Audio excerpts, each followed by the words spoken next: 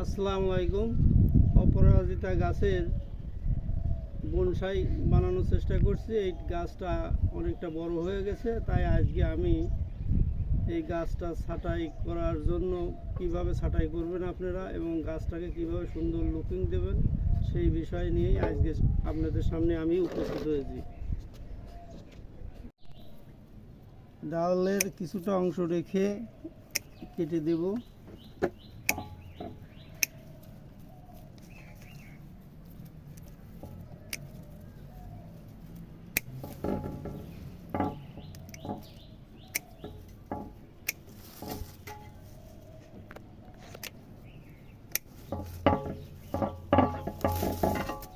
যেমন এই ডালটা আমি এখান থেকে এখানে অনেকগুলো রুট বেরো গেছে, এটা কেটে দেব।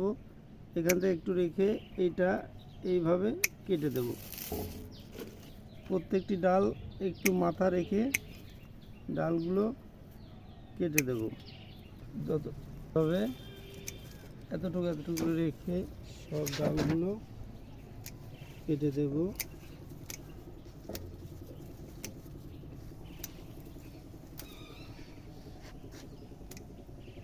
আমার অপরাজিতা গাছ কাটিং শেষ হয়ে গেল। এবারে আমি গাছে একটু সার দিয়ে দেব। সার প্রয়োগের জন্য আমি প্রথমে মাটিটাকে একটু আলতোভাবে আলগা করে নেব।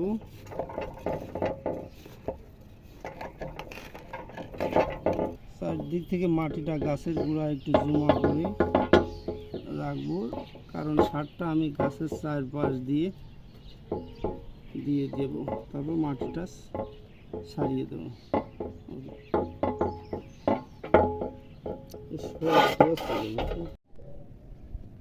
শুকনো গোবরের সার আমি এই পরিমাণে দিয়ে দিলাম। তারপরে এতটুকু পরিমাণ নিম খোল দিলাম। এবার কিছুটা হাড়ের গুঁড়া দিয়ে দিলাম।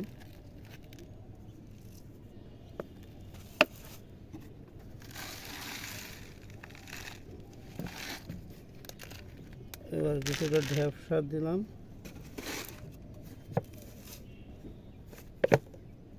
এবার একটু ফসফেট দিলাম। এই উপকরণগুলো কিছুটা শুকনা গোবরের সার, নিমখোল, হাড়ের গুঁড়া, ঢ্যাপ সার এবং ফসফেট দিয়ে একটু মিশিয়ে নিয়ে এইভাবে আমার সার এবার গাছের চারদিকে এইভাবে দিয়ে দেবো।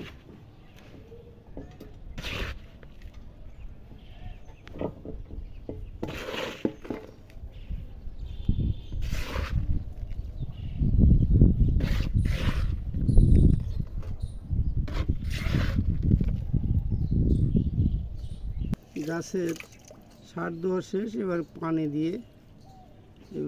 দিয়ে দেব। পর্যাপ্ত পরিমাণ পানি দিতে হবে যাতে মাটিটা সম্পূর্ণ পানিতে ভিজে যায়। তাহলে আমাদের গাছের ছাঁটাই প্রক্রিয়া এবং সার প্রয়োগ শেষ হলো। সবাই ভালো থাকবেন আশা করছি।